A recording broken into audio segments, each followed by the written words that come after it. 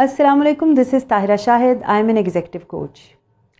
इस दफ़ा का हज का खुतबा अगर आप में से कुछ लोगों ने सुना हो, दो मेन चीज़ें थी जिनको कवर किया गया। पहली एहसान और दूसरी सब्र।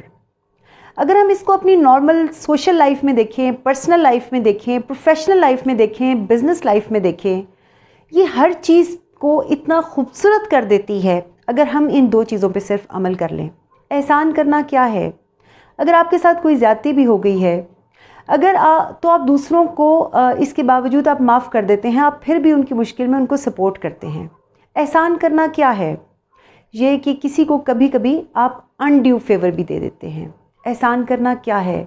एक्चुअली सब्र कर लेना ही एहसान करना है।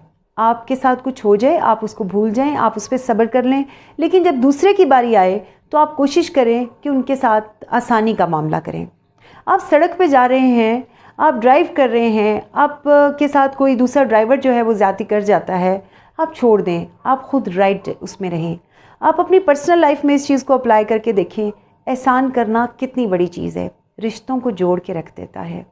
एहसान करना आपकी ज़िंदगी की बहुत सारी जो इमोशनल प्रॉब्लम्स हैं, जो मुश्किलात हैं, उसमें आसानियाँ पैदा कर देता है। आप अपनी बिज़नेस लाइफ में देख लें, आप अपनी प्रोफेशनल लाइफ में देख लें, आप इसको सोशल लाइफ पे अप्लाई करके देखें। आपके आसपास लोगों का जमघटा इकट्ठा हो जाएगा जब आप एहसान करने वाले बनेंगे।